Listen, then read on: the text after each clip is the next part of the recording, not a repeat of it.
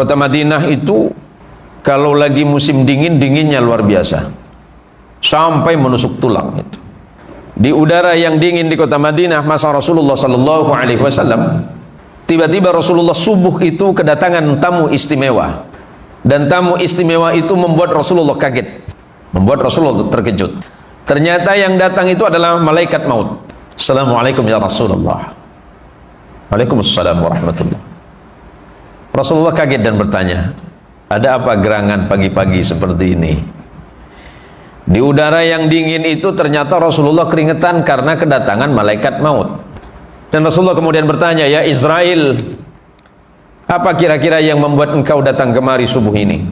Begini ya Rasulullah, saya cuma mau beritahu, mau bagi tahu orang yang sedang azan di masjidmu itu, besok asar Allah perintahkan saya untuk cabut dia punya nyawa.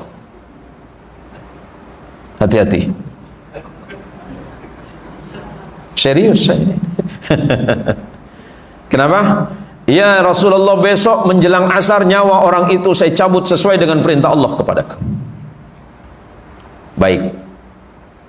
Tapi kemudian Rasulullah berpikir, ada apa gerangan malaikat ini memberitahu atau bagi tahu untuk saya bahwa muadzin saya yang ada di masjid itu akan dicabut nyawanya menjelang asar.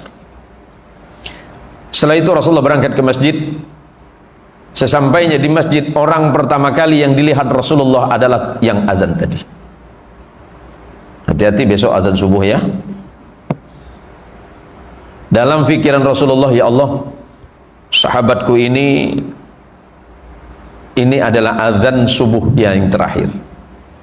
Karena sebagaimana yang disampaikan oleh Israel, nanti asar atau sebelum asar nyawanya akan dicabut. Selepas itu menjelang zuhur,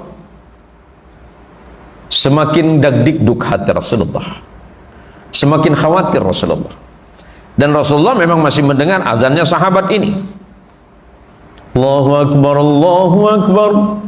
Rasulullah berkata dalam hati, sahabat, ini adalah azanmu yang terakhir, karena nanti asar Allah akan mencabut nyawamu.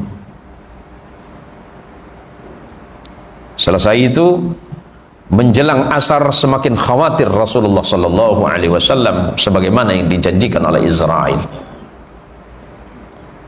Tapi ternyata di saat asar, sahabat ini malah azan lagi. Rasulullah tersenyum dalam hatinya. Waduh, gimana Israel ini? Kan tidak mungkin ada malaikat bohong. Tapi kenapa berita yang dia sampaikan berbeda dengan kenyataannya? Tapi Rasulullah tidak menggubris itu. Sampai kemudian ternyata asar, orang itu azan lagi, sahabat itu azan lagi, lega hati Rasulullah. Selepas sholat asar kemudian Rasulullah memanggil Israel, ya Israel, datanglah kemari. Datang Israel, ya Rasulullah, labbaik wa sa'daik. Ada apa ya Rasulullah? Atas dulimu saya datang. Begini Israel, tadi subuh engkau bercerita kepadaku bahwa muadzinku yang ada di masjid itu akan kau cabut nyawanya menjelang salat asar. Tapi ternyata tadi barusan salat asar dia azan lagi. Ada apa itu? Ya Rasulullah, saya tidak bermaksud membohongi anda ya Rasulullah. Memang Allah telah memerintahkan kepadaku untuk mencabut sahabatmu yang azan itu. Tapi ketika saya temui dia untuk saya cabut di Allah, ya Rasulullah, turun perintah Allah agar aku mengundurkan untuk mencabut nyawanya. Kenapa? Karena barusan sebelum berangkat ke masjid dia sedang bersilaturahim ke tetangganya.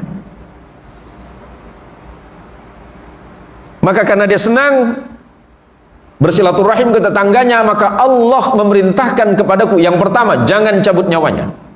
Dan yang kedua, aku masih mengizinkan usianya aku panjangkan 83 tahun lagi. Kabar gembiranya seperti itu kira-kira. Tapi itu khusus sahabat. Kalau kita tak paham juga. Tapi yang jelas bahwa sesiapapun yang mau duduk bersama-sama bersilaturahim di jalan Allah, Allah pasti berikan kemudahan urusan dunia dan akhiratnya. Dan yang kedua, Allah mudahkan rezekinya. Allah mudahkan rezekinya, Allah panjangkan umurnya.